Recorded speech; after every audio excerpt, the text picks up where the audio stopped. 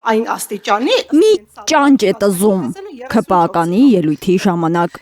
2008 թվականի մարտի 1-ին զոհված Գոռ Քլոյանի քույրը, որ պատգամավոր է դարձել, հայտարարում է՝ Հայաստանում նախկինում կային քաղբանտարկյալներ, հիմա չկան։ Հայաստանում այսօրվա դրությամբ քաղբանտարկյալներ բացարձակապես գոյություն չունեն։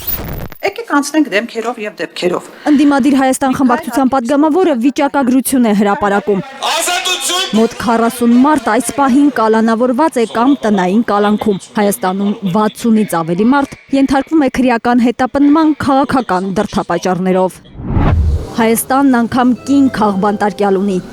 Ընդդիմադիրների խոսքով իբր ահաբեկչության գործով անցնող Լիդիային իշխանությունը բանտված է պահում, քանի որ նա պաշտոնյայի վերաբերյալ տեղեկությունների է տիրապետում։ Պատժում են Լիդիային այդչափ տեղեկացված լինելու համար։ 5 ամիս է Լիդիա Մանթաշյանի տեսակցությունները սահմանափակված են նույնիսկ պատգամավորների համար։ Խորհրդարանական ընդդիմադիրներն առաջարկում են քաղբանտարկյալների իրավունքների վերականգնման պահանջով ազգային ժողովի հայտարարություն ընդունել։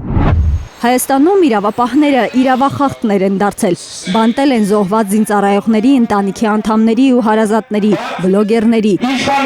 ոչ իշխանական համայնքապետերի, Գյումրիի ընդդիմադիր քաղաքապետի կալանավորման դեմ արտահայտվող քաղաքացիների, սրբազանների, իբր ռազմական հեղաշրջման, ահաբեկչության կոչ անելու մեղադրանքներով։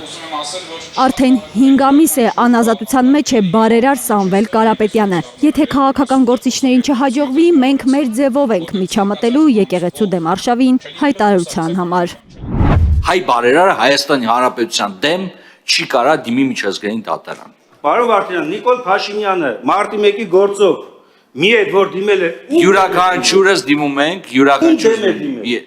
Հայաստանի Հանրապետության դեմ։ Բաբրես, բայց ասում Պարոն Կարապետյանը հանդես է գալիս որպես Կիպրոսի քաղաքացի եւ դիմում է Հայաստանի Հանրապետության դեմ։ Սա տարբերությունն է։ Արեք ընդունենք, որ սա տարբերությունն է։ Թեկուզ Կիպրոսի քաղաքացի Հայաստանի Հանրապետության կողմից խախտվել են իր իրավունքները, այսինքն ինքը պետք է համակերպվի խախտված իրավունքների հետ եւ չդիմի միջազգային ատյաններ իր իրավունքները վերականգնելու համար։ ՔՊԱ-ականները շարունակում են հակադարձել։ Հայաստանում քաղբանտարկյալներ չկան, եթե լինեին, եվրոպական կառույցները կհայտարարեին այդ մասին։ Այսօր մենք մեր խնդիրների հետ մենակ ենք մնացել եւ թերևս միջազգային կառույցները այս պահին դիտորդի կարգավիճակում են։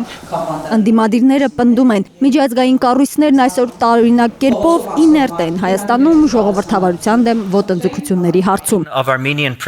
Բայց հենց ԵԽԽՎ 1900 բանաձևն է սահմանում։ Անձը քաղաքական բանտարկյալ է, եթե նրա կալանավորումը իրականացվում է խոսքի, համոզմունքների կամ հավաքների ազատության խախտմամբ,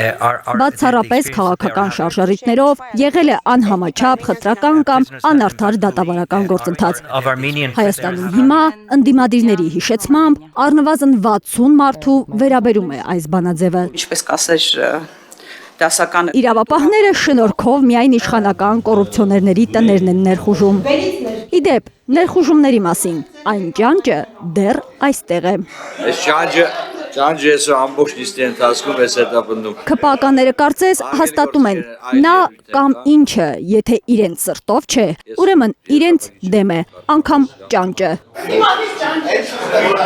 Հետո ԱԺՊՏ-իրավական հանձնաժողովի նախագահը, որ պարբերաբար բարեկրթության դասեր է տալիս, հայտարարում է, գիտի, թե ինչ կարելի է անել ընդդիմադիրների քաղբանտարկյալների իրավունքների վերականգնման պահանջով ԱԺ հայտարարություն ընդունելու նախագծի հետ։ Ես հայտարարությունը շատ հարմար կարող լիներ այս ճանճերին ոչնչացնելու համար, որտեղ հարմար է։ Եթե այսպես գնալ ձեր բերած շատ հայտարարություն նույնիսկ դրա համար էր պիտանի, չեն։ Հանգիստ թողեցին ՔՊԱ-ականները ճանճին, կամ գուցե խեղճ միջատը հոգին արդեն ավանդել էր, տզոցը չէր լսվում։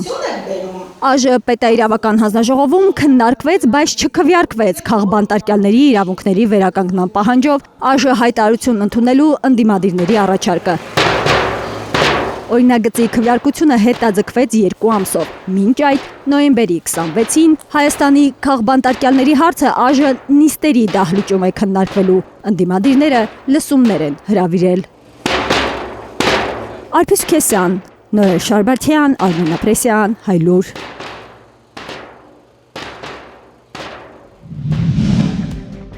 Հայաստանում եւ աշխարհում տեղի ունեցող իրադարձությունների մասին առաջինը իմանալու համար բաժանորդագրվեք մեր ալիքին։ Սեղմեք զանգակը, որ բաց չթողնեք ամենահրատապը, ամենակարևորն ու հետաքրքիրը։